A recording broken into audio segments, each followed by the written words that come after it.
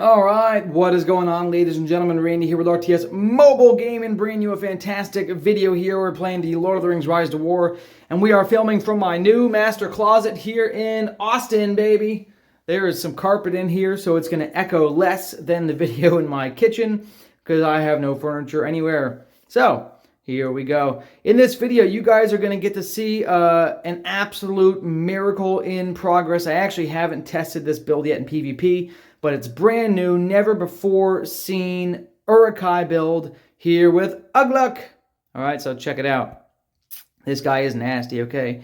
I'm going to be combining Berserkers with Uruk'Hai snipers to get a nice combination of physical damage output, and we'll talk about why in a second.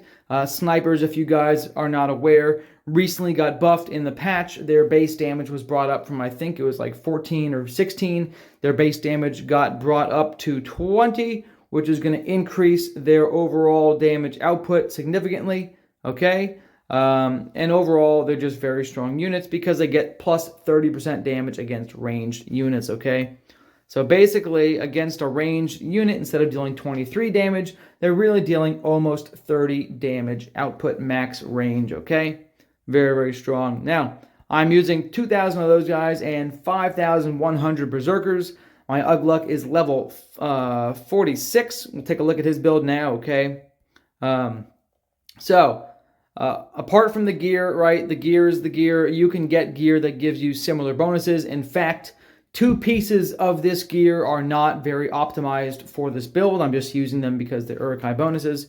You can actually get some purples that are better. This weapon is very, very important. You can use this or Nightfall. The whole goal of the build is to combine Retaliate with the snipers. As we all know, the Retaliate build's weakness is ranged units. So why not throw some anti-range units in there with the Retaliate, okay? So the snipers are going to really complement the Berserkers well and help them avoid being countered by heavy ranged compositions, because the snipers will shred those ranged compositions, all right? But the Retaliate is super duper key because that is going to be one of the main damage dealers from your Berserkers, okay? Reckoning, in my opinion, it's best in slot because it does give plus 3 attack. This affects both the snipers and the Berserkers, okay? It's not melee specific, which is very, very nice, all right? Nightfall has speed. This chest is not the best in slot chest, okay? Trust me, you do not need concentration. You do not need pure might here. What I really am going to do is switch this over to a purple chest after this video, where I get plus defense. Maybe I'll switch to an anti-burn damage chest, just in case I hit a burn damage group. That'll be best in slot, most likely, okay? Not this chest, even though it has a lot of stars. The helmet, this thing is going to be one of your best in slots. You can either use this one for plus 2 attack, plus 3 attack at max level, or you can use the purple helmet for anti-madness. Since Ugluk in his skills gives anti-stun to Uruk'Hai, anti-madness would really seal the deal. So I'm still debating how I feel, and of course this bonus here is for the commander anti-madness. I don't really care about that for Ugluk. This is my Lurtz gear. I literally just moved my Lurtz gear to Ugluk to test this build, okay? So the helmet's nice, anti-madness, the purple is probably better. So to recap, this is probably best in slot, this can be replaced, this can be replaced, okay?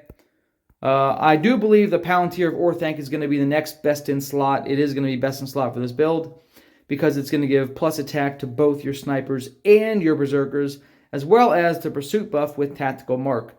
The pursuit buff is super duper key because you want to get your damage out ASAP, especially if you're fighting elven units with ranged, okay? And they have, of course, like Sentinels dodge the first attack. Then they get that gray elf 15% chance to dodge everything in the universe. Or you're fighting against a Gil-galad with 70% chance to dodge everything. Who knows? So Palantir of Orthanc with tactical mark is best in slot, okay?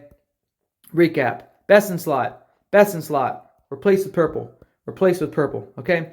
Build-wise, ladies and gents, okay, this is super duper important. The R5 skill, the White Hand, is going to give you physical damage stacking. This is why we're not using Alchemists. We're using physical damage stacks here. So by round 5, it's another 25% bonus damage dealt, okay? This applies to both the snipers and the Berserkers. So by round 5, your snipers are going to be dealing sick, nasty damage to range. They're going to be absolutely annihilating any range units on the field, all right? That's going to pair very nicely with Untiring, which is some defensive and anti-stun. Okay. Then we're going to drop down. Don't go into the R3 right away. Do not go into the R3 right away. I'll explain why, okay? We'll drop down to the R1, max out Uruk'Hai Elite. Then we'll max out Dangerous Trade to give both our snipers and berserkers 28% damage. And then we'll grab the Uruk'Hai Captain, which is a heal that, again, affects both of your units. This can also proc off Retaliate, so this will help your berserkers really generate a lot of healing, okay? I saw a fight earlier against a mob at like 25,000 healing for them. I've also seen fights with 6,000 healing. It's RNG, okay? Now, the reason why I say don't jump down into Outlaw is if you don't have at least 10 points to put into Outlaw, don't put any points in there. Sorry, I've been cleaning all day. Outlaw is interesting, but because it costs 15 points and it gives you a plus 5% damage received debuff for your units, if you only have like 7 points, I would just put in 7 points here into Arson and get a little bit of bonus damage. You'll see about 5,000 damage, every couple rounds from Arson. So it'll help your damage output from Ugluk. It'll be better than having your units take 5% bonus damage and really deal not a lot. Here at level 11, I'm dealing 15% bonus damage for my melee and taking 5% increased, okay? So it's somewhat worth it there, but up until recently, I had it in Arson. Now that I've really explained this build for the last 10 minutes to you, let's go ahead and see what happens in combat. I don't know who I'm fighting, what this is, who this is. Hopefully they're decent troops. I'm just going to hit it, and we're going to see what happens.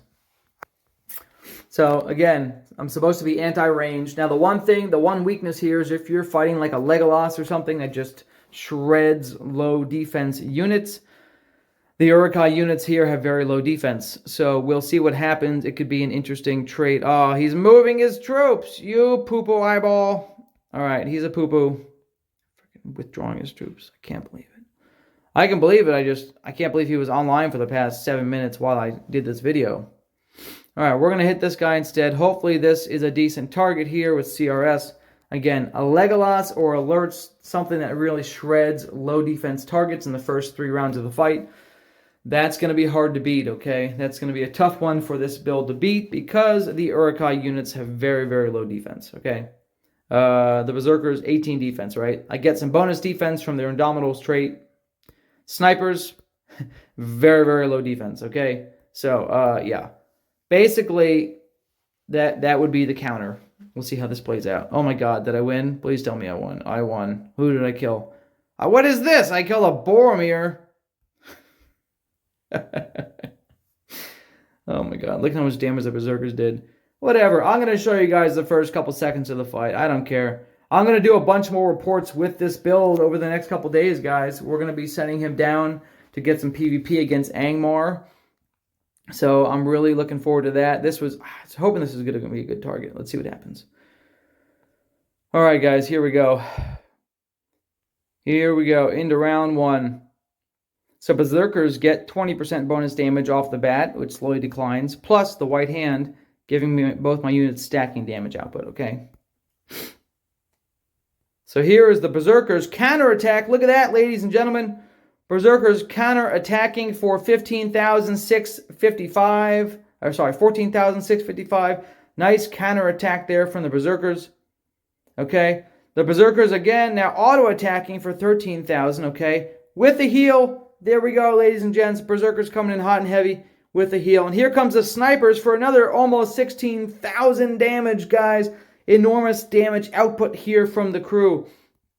So the Berserkers had, 13,600 plus 14,500, so about 28,000 damage from the Berserkers here in round 1. The Snipers with another 15,500 to boot. And here's another counterattack from the Berserkers. Now we're up at 41, almost 42,000 damage from the Berserkers, guys. 42,000 damage from the Berserkers.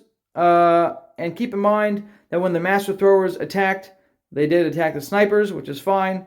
Okay, very nice. Let's see what happens in round 2. Oh my goodness. 42,000 damage from the Berserkers in round 1, guys. Insane. Insane. That damage would only increase if it's 3 melee, right? Every time there's a melee unit, I get a counterattack. Cavaliers. Look at that. Another 16k punch in the face. Oh my goodness.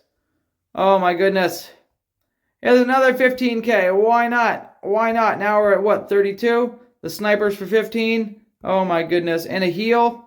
Oh my goodness. And another 13k from the Berserkers. Guys, we're up over 80,000 damage output in the first 2 rounds from the Berserkers, with 30,000 damage output from the Snipers in the first 2 rounds. Absolutely glorious. This build is going to be amazing. Going into round 3, as you can see, both of my units get plus 15% damage. Let's jump down to around whatever the last round is and see what the damage output is. Here in round 4, 20% damage boost. 20% damage boost, okay? Insane. Insane. Berserkers hit. Okay, well, that was the end of the fight. Guys, oh my goodness, that was amazing. Oh my goodness, so much damage.